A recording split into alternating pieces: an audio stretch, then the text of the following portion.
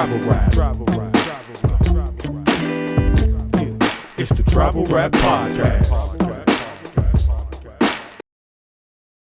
What's really good, y'all, and welcome to the Travel Rap Podcast, the place where the art of storytelling meets the world of travel, and I am your host, Frank Nitt. And before we get to today's destination, I want to clarify a few things as we move forward. First, I know there's some of you looking and saying, hey, Frank, what up, bro? Peace, what up, y'all? How y'all doing? And I know there's a bunch of you like, hey, Frank, who the hell are you, and why are you here? So let me explain. My name is Frank Nitt. I hail from Detroit City. I am one half of the underground hip-hop group Frank and Dank. We came up under the tutelage of the late, great producer Jay Dilla. For the last 20 plus years or so, we've toured the world and been to all the places and seen all the things and did all the things and saw the people and did the shows and gained a ton of experience being out in the world. So now I'm here to share some of my experiences, stories, things I've seen, information I've gotten, different things of that nature for you to then maybe that'll spur you along to go explore, or just maybe you learn something, maybe you laugh. I might even make you cry. You never know. So that's what this is about, and you know, at some point I'll bring some friends and allow them to tell you stories as well. So that's the gist of what's going on here. So for everybody that don't know me, I'm here to tell you some stories. They're going to be good stories. It's going to be a good time. It's the Travel Rap Podcast. You can put this on and let it run while you clean up the house, while you're driving to work, while you're driving to home, while you're doing anything you could do where you can need something good for the mind and the spirit and the soul. This is it. The Travel Rap Podcast. I'm your host, Frank Nitt. So with that said, today's destination is the beautiful city of Santiago, Chile. Now, as I just said, I'm a traveling artist. So I was there on artist business. We were there to do some songs and entertain the people. So when we touched down, it was really warm outside, and we came from the wintertime, but they're on the opposite side of the weather spectrum. So it was really, really hot there. So when we touched down, you know, it's early in the morning, and the show is not until late that night. So we have a little time to kill, you know. So we in the city and we moving around, go get some food and just checking out the city. So I noticed that there were a lot of, well, the traditional term would be stray dogs, but these were not stray dogs. This was a different level of, this was dog homelessness. This was dog homelessness, right? And I'll explain why.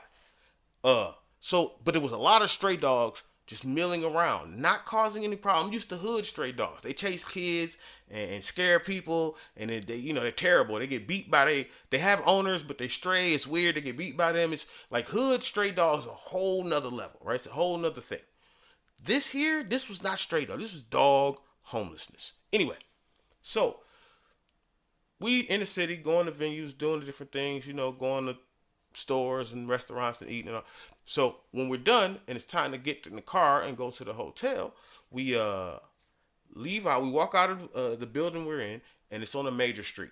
So we walk onto the sidewalk, and there's, you know, traffic going up and down the sidewalk. So our car is down the block on the corner. So we get into traffic on the sidewalk, you know, of people, and we're walking towards our car. And again, there's people walking past us, going past us. And I noticed as I'm walking that amongst this line of folks is a dog. But it's like occupying a space like a person. And it's like, you know, it's people walking behind it and there's people walking in front of it. And he's just going along like he's part of the human experience there. So that made me look at him. But then what I noticed is that every person that walked past him, he was making eye contact. And you know, dogs, it's, you know, the pack leader thing. You know, when you look at a dog, dogs should look away because you should be asserting your, you know, I'm the one thing. And no, this dog was making eye contact and staring at people and trying to get a feel for their inner soul through their eyes. I tell you, because people would not look at this dog. I noticed that the Chileans were kind of, you know, hey, we ain't paying no attention. But Frank, you know, I'm new here. I'm green. I don't know.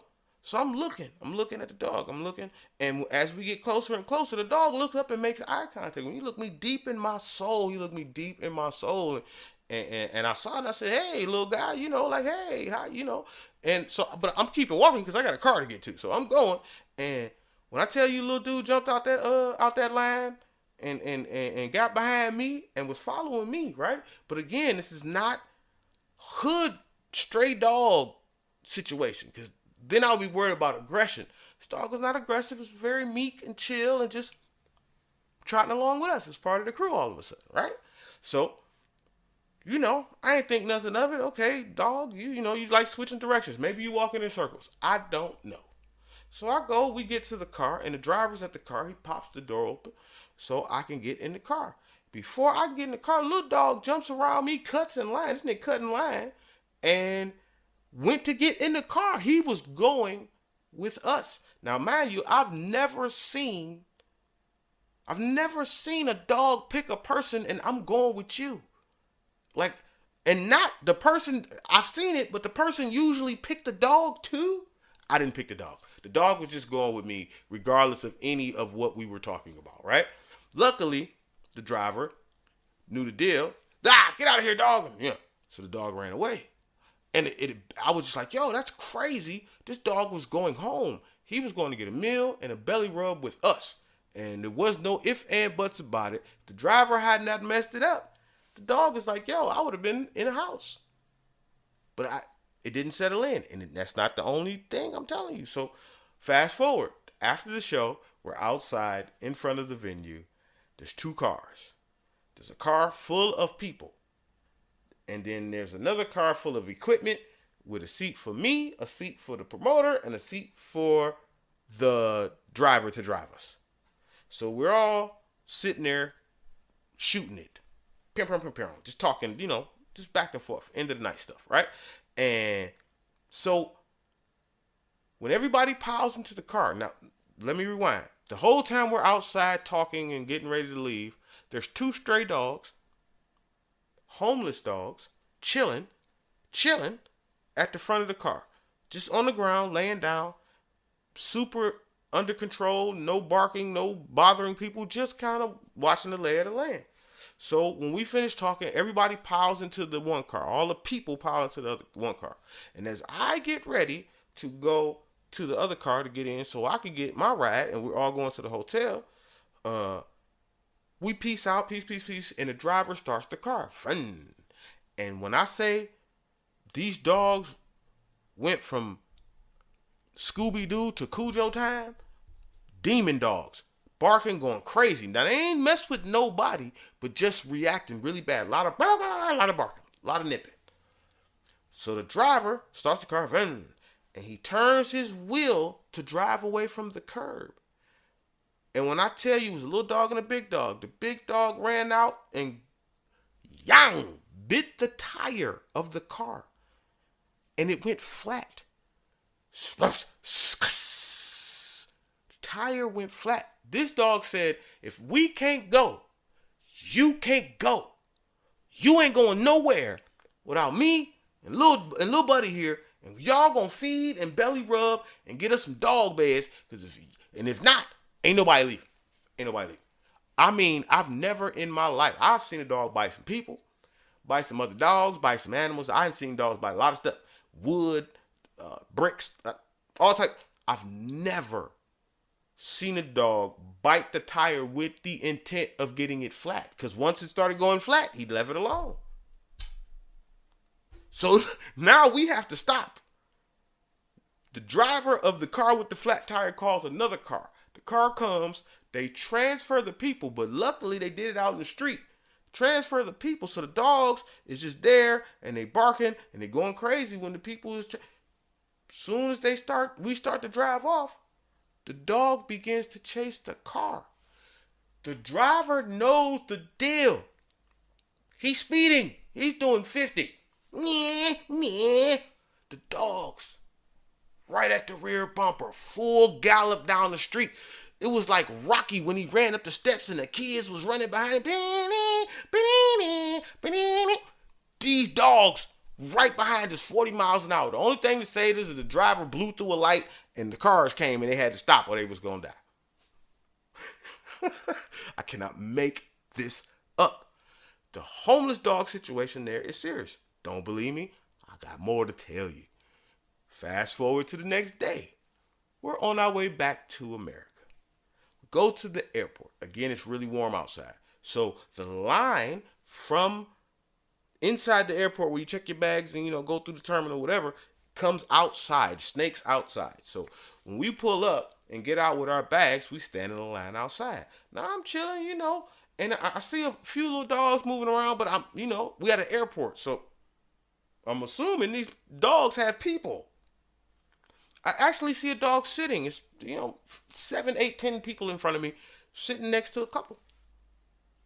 Oh, they got their dog with them for the flight. That's nice. But then I start looking at the dog, and the dog ain't got on no collar. The dog ain't got no haircut. The dog ain't got none of the things that a traveling dog, a dog that gets to go on airplanes, would have. This dog, and eventually the dude, get out of here. This dog rolled up on them in the line and sat down next to him like, yo, where we going? What we doing? And he scared him off. While I'm standing there, another dog comes up, not to the same couple, different couple, tries his hand at it, just sat down. They moved up, he moved up. I have never in my entire black life seen homelessness, dog homelessness, the most amazing thing I've ever seen in my life. And when I tell you, I wasn't bringing no dogs home. That's first. I feel for the guy. I feel for the guys. They make eye contact. They try to get in the car. Niggas try to become luggage. They do it all. So what I'm trying to tell you is that if you ever get to the beautiful Santiago, Chile, watch out for the homeless dogs. They will go home with you. They will not be homeless anymore. They will be in your home. I can't make this up. It's a Travel Rap Podcast. The boy Frank Nitt. You know what it is. See y'all next time. Yeah. Travel rap. Skin. Go. Travel rap. Yeah. Travel rap. Yeah. It's the Travel Rap Podcast.